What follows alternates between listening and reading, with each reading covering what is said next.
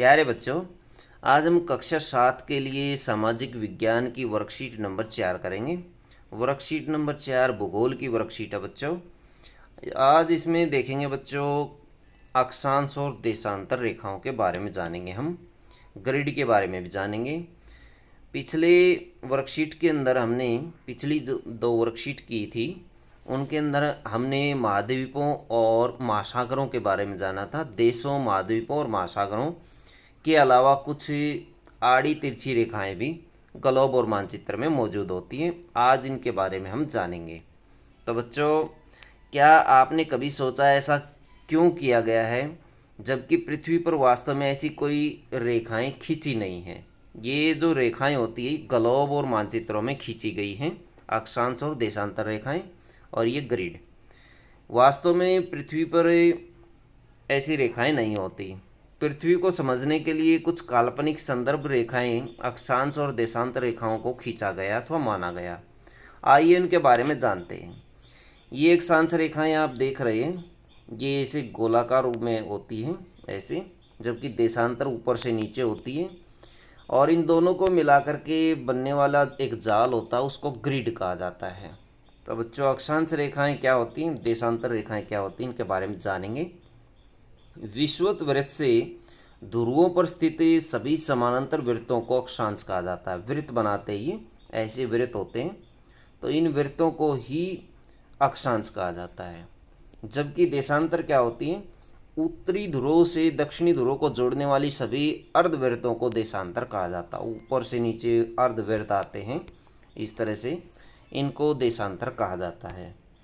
सबसे बड़ा अक्षांश विषुवत वृत्त 0 डिग्री पृथ्वी को उत्तरी गोलार्ध और दक्षिणी गोलार्ध में विभाजित कर देता है। बच्चों, विषुवत वृत्त देख रहे हैं आप, ये विषुवत वृत्त है, ये इसको उत्तरी गोलार्ध में और दक्षिणी गोलार्ध में विभाजित कर देता है। दो गोलार्धों में अथवा दो गोलों में विभाजित कर देता है।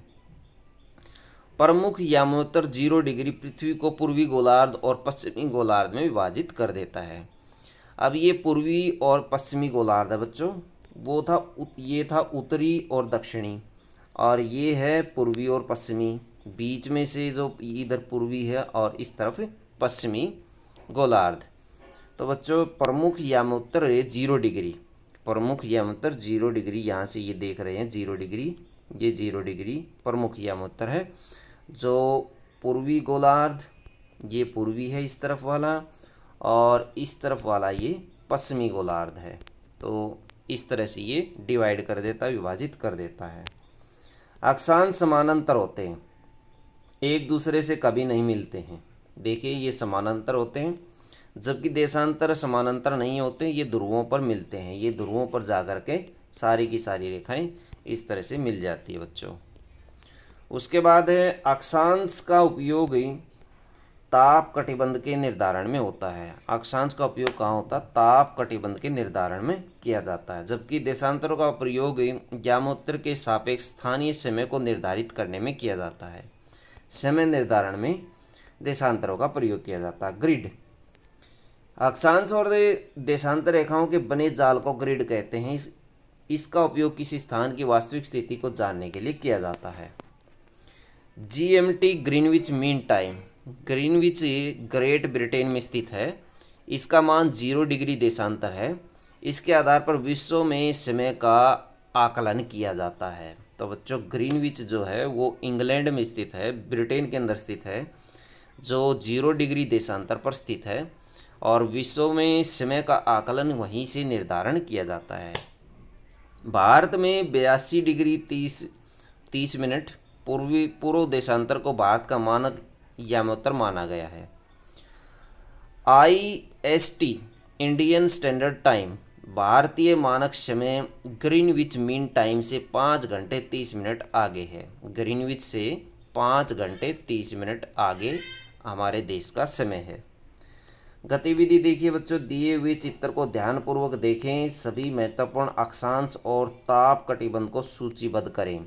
ये विषुवत वृत्त है, उष्ण कटिबंध, ये मकर रेखा, ये कर्क रेखा है, 23.5 डिग्री पर होती है बच्चों कर्क रेखा और मकर रेखा। कर्क रेखा उत्तरी गोलार्ध में पाई जाती है, मकर रेखा दक्षिणी गोलार्ध में पाई जाती है। ये दक्षिण शीतोष्ण कटिबंध है, ये उत्तरी शीतोष्ण कटिबंध है। उत्तरी शीत कटिबंध और ये दक्षिणी शीत कटिबंध। ये ऊपर उत्तरी ध्रुव है और नीचे दक्षिणी ध्रुव स्थित है।